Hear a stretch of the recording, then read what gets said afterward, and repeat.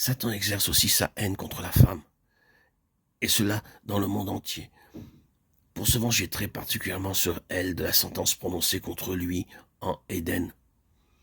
Il poursuit une guerre à mort contre elle, et est l'auteur de l'asservissement et du mépris qui sont son partage partout où il règne. Tandis que dans les pays christianisés, il insinue et cultive les théories de sa prétendue infériorité et de la malédiction qui reposerait sur elle. Alors qu'à la vérité, c'est Satan que Dieu a maudit, et non pas sa victime. Genèse 3, 14. Je mettrai de l'imitié entre toi et la femme, entre ta postérité et la postérité de la femme, dit Dieu au serpent.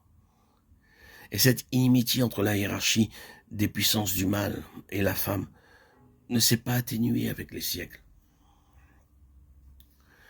Quand nous avons une fois saisi, admis l'existence d'une armée invisible, d'êtres spirituels mauvais, tous occupés à séduire les hommes et à les induire en erreur, l'histoire de l'Ancien Testament évoque en nous une vision bien claire de leur activité. Activité qui était restée jusque-là comme cachée à nos yeux. Nous les voyons à l'œuvre, eux et leurs princes, à tous les siècles de l'histoire. C'est Satan qui incite David à faire le dénombrement d'Israël. David ne voit pas que la suggestion vient de l'ennemi et agit dans l'ignorance. 1 Chroniques 21:1. Job aussi est induit en erreur lorsqu'il croit que Dieu envoie toutes les calamités qui fondent sur lui et détruit sa richesse, son foyer, ses enfants. Alors qu'en réalité, et nous le voyons par la première partie du livre, c'est Satan qui est l'auteur de tout le mal.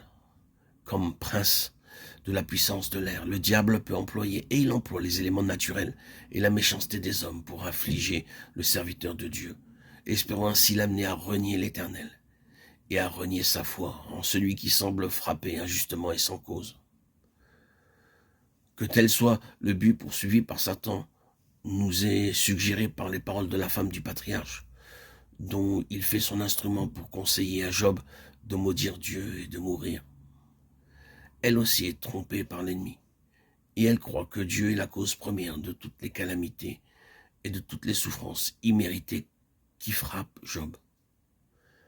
À l'époque de Moïse, le voile qui dérobait à la vue des humains les puissances du mal et leur activité est légèrement soulevé, et nous voyons le monde d'alors plongé dans l'idolâtrie et livré aux pratiques de sorcellerie occulte, des démons, évocations d'esprits. 1 Corinthiens 10:20, Lévitique 17:7. Toute la terre habitée et plongée dans les ténèbres des séductions sataniques est tenue sous la puissance du séducteur. Des Israélites tombent en la puissance de Satan pour être entrés en contact avec les païens et s'être laissés entraîner à leurs pratiques abominables. Communication avec les esprits familiers, divination et autres choses semblables qui émanent des puissances des ténèbres. Malgré qu'ils connussent les lois de Dieu et qu'ils eussent été les témoins de ses jugements au milieu de son peuple. Voyez Lévitique 19:31, 26-27. Le Deutéronome 18:10-11. Le 10e chapitre du livre de Daniel nous fait pénétrer encore plus avant dans le royaume des puissances du mal. Nous y voyons à l'œuvre les princes de Satan qui s'opposent énergiquement au messager que Dieu envoie à Daniel.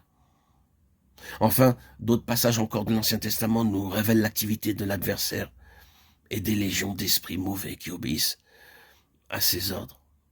Mais d'une façon générale, un voile d'obscurité enveloppe l'ennemi, tant que n'a pas sonné l'heure solennelle où la postérité de la femme est manifestée ici-bas. Galates 4:4. Avec la venue du Christ, ce voile est en grande partie arraché, et le pouvoir de séduction qu'exercent sur l'homme les puissances surnaturelles est clairement révélé.